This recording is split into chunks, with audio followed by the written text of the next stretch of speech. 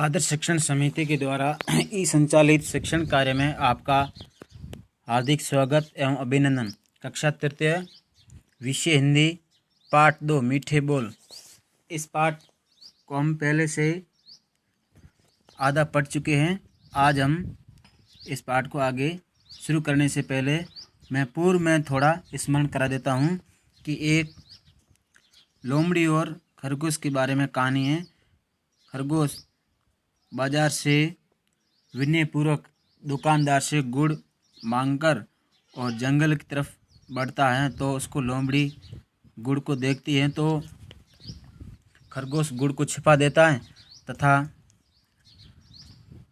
फिर लोमड़ी उनके पास आती है कि गुड़ कहाँ से लाए हो, बताओ, नहीं तो मैं तुम्हें मार डालूंगी। तो इतना हमने पहले पढ़ लिया था। आज हम इससे आगे पाठ को शुरू करते हैं।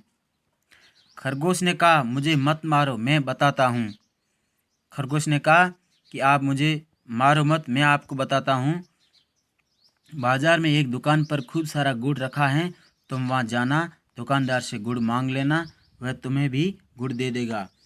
तो खरगोश ने कहा कि आप बाजार में जाना, मैं जहाँ गुड़ लाई हूँ आप वहाँ जाना और दुकानदार से आदरपूर्वक विनती करना और तुम्हें वह गुड़ दे देगा। लोमड़ी बोली, अब चुप रहो, मुझे ज़्यादा मत समझाओ।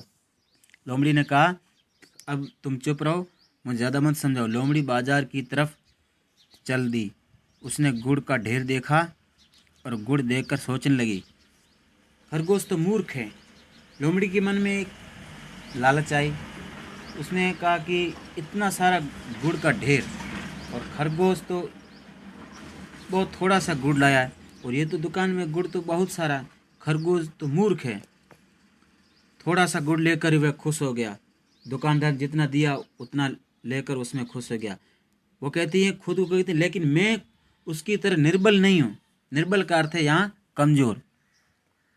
नि उपसर्ग लगा है यहाँ पर। दुकानदार को धमका कर बहुत सारा गुड़ ले लूँगी। उसने मन विचार किया कि मैं दुकानदार को डरा कर धमका कर उनको मैं गुड़ बहुत ज़्यादा ले लूँगी।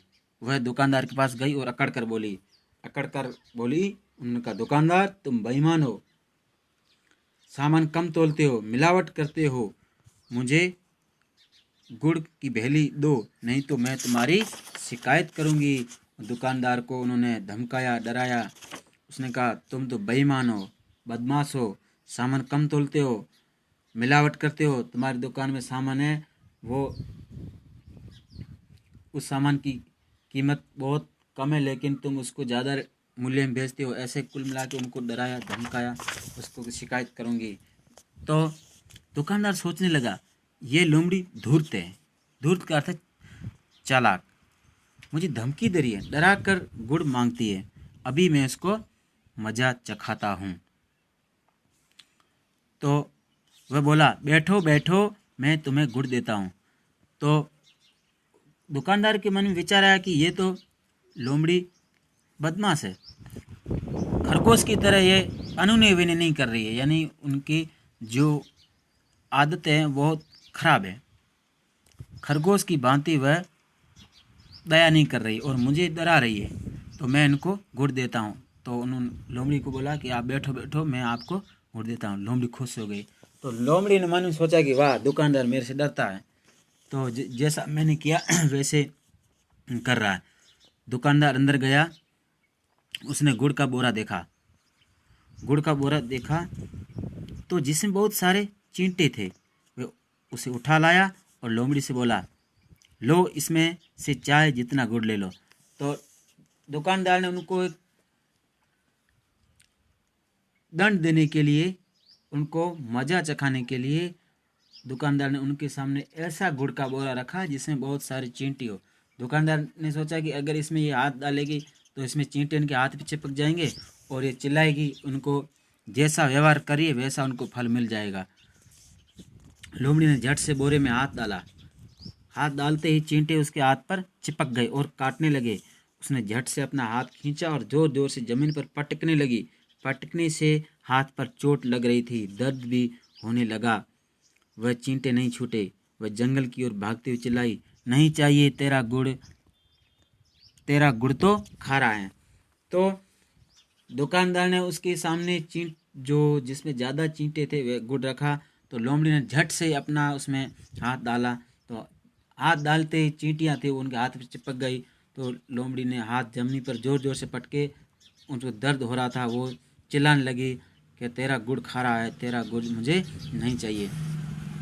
तो आज पाठ समाप्त हो गया।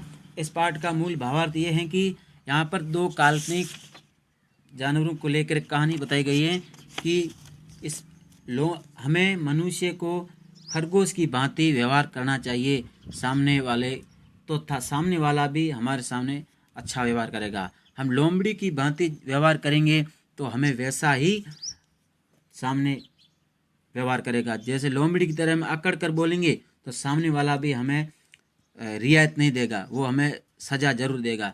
तो हमें लोमड़ी की भांति मीठे वाणी का प्रयोग करना चाहिए। और पाठ का नाम ही है मीठे बोल। हम जैसी वाणी का प्रयोग करेंगे वैसा ही हमें फल मिलेगा। तो आज पाठ समाप्त हो गया।